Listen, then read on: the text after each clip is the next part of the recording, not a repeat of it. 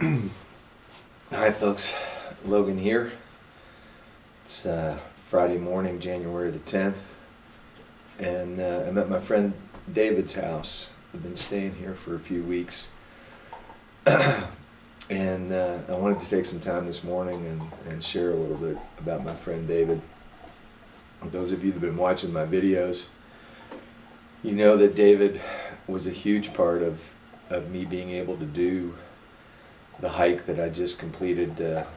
Got off the trail a month ago today, and first person I called when I got off the trail was David. The next day I was traveling down to Asheville via shuttle to catch a bus back home, and I was able to get a hold of David via phone. Had a great conversation with him.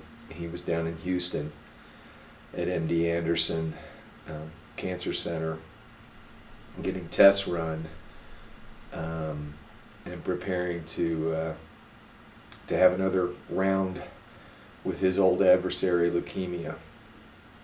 And let me back up a minute and just tell you more about David. And you know, I'm talking to everybody here, those that loved him and knew him here in town, and those Lyme warriors that have been following this trip, because anything that we were able to accomplish with Lyme awareness was in large part due to David's help. You know, he's a warrior unlike any I've ever known. And I wanted to tell a story or two about David that I really couldn't tell earlier this week. They had a couple of family and friend gatherings after his memorial service Sunday, which was just beautiful.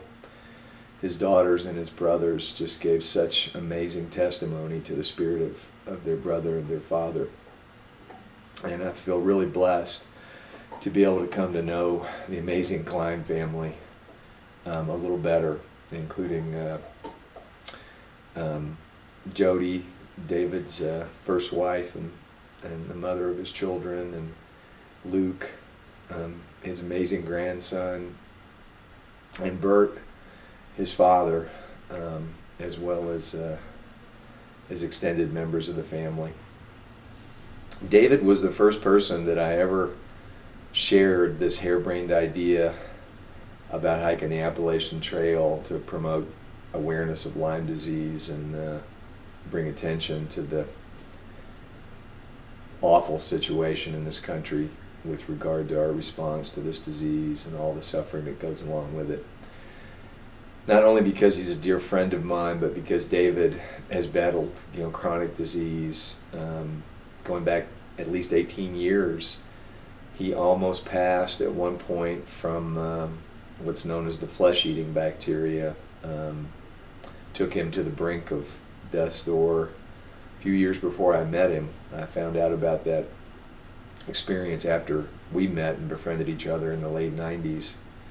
Began backpacking together and coming to know each other. And amazing story. He wound up having successive hip replacements because of the high-dose antibiotics he had to take to try and fight that infection. It had leached so much calcium from some of his bones. He'd already had one hip replacement when I met him, and you'd never know it. He just kept on going. He's the fellow that got me into cycling, and he used his fitness as a tool in his battle against chronic illness. And it was sometime after 2000 when David shared with me that he had been diagnosed with leukemia. And he didn't share it with me until he had to let me know that it had entered an acute phase and he was going to have to begin treatment, and he was going to have to take a break from backpacking for a while, and he wanted to let me know that. David had a bone marrow transplant 7 years ago this past December, and thanks to a wonderful young rabbi from New York, Ellie, that donated his marrow and gave his friends and family 7 more years with David. As I mentioned, I really couldn't tell this story the other night because I didn't think I'd get through it. you know. But I told his daughter, Catherine, that I was going to do a video because I really wanted to share what David meant to me personally, as well as to so many other people. His memorial service was huge, because this guy was a larger-than-life figure, and it was beautiful. So many people will miss him. Anyway, David and I went out to dinner in September of 2012, and I sprang this idea of selling my home, quitting my job, selling most of my possessions, and taking off to the trail. And the first words out of David's mouth after he listened very carefully to what I was pondering were, "How can I help?"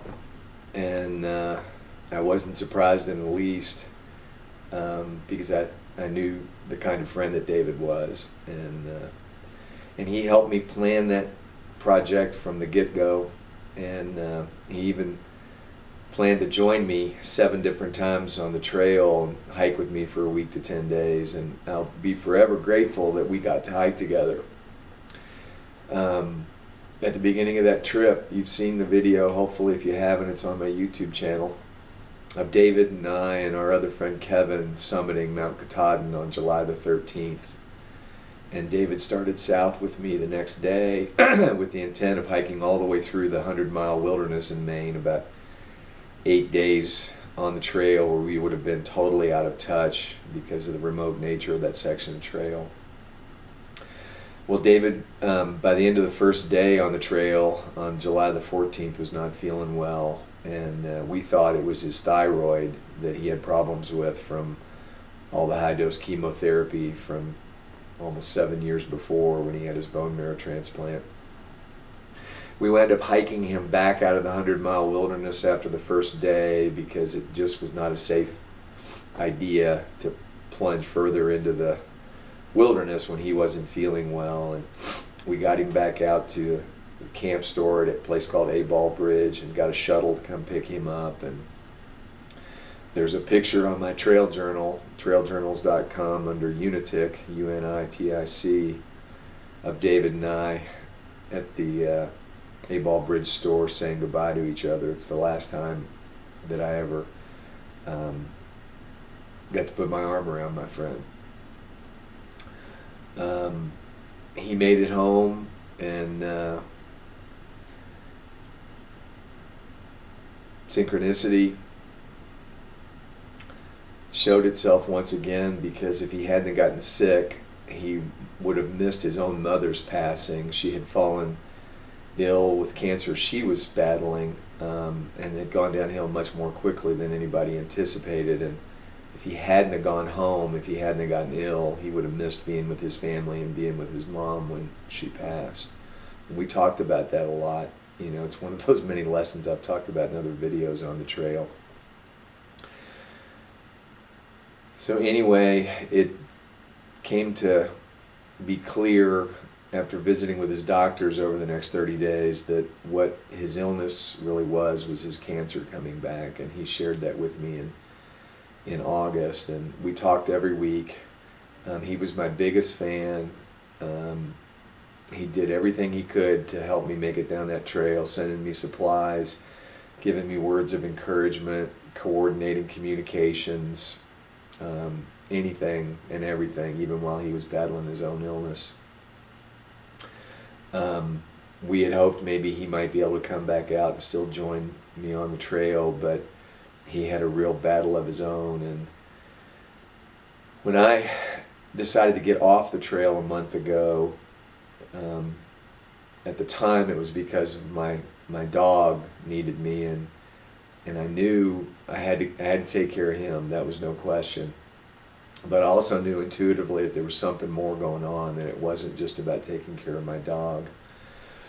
And I found out about a week later, part of what more was going on is I got a lot sicker from the giardia that I'd been battling at that time for about 6-7 weeks, and got a symptom called reactive arthritis from the antibiotic treatment, and I'm still battling that right now, still having a hard time. And would have had to get off the trail probably, 4, 5, 6 days later anyway, and I would have been in the middle of the Smokies.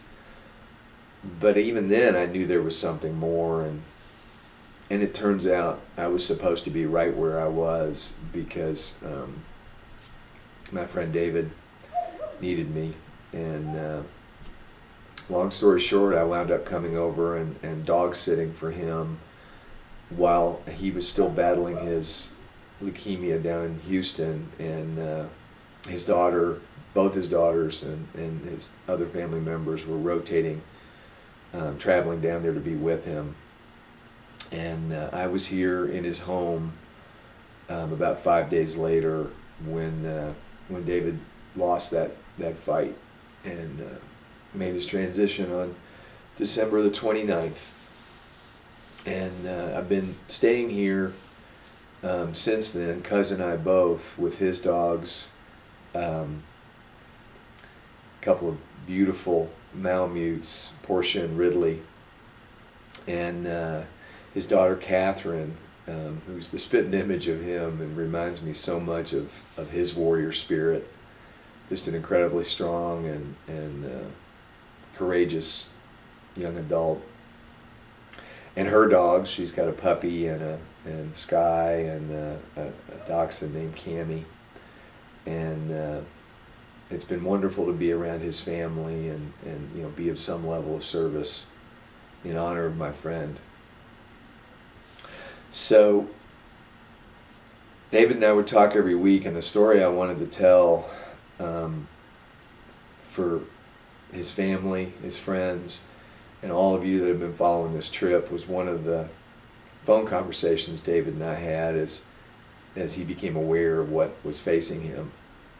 And he called me one night. I was actually off the trail in Pennsylvania, staying with my friends Alan and Joy Burge, who are battling Lyme disease themselves and in their family. And they were taking me out to dinner one night after I'd done a hike that day. And we were just getting ready to get out of the car, and my phone rang, and it was David.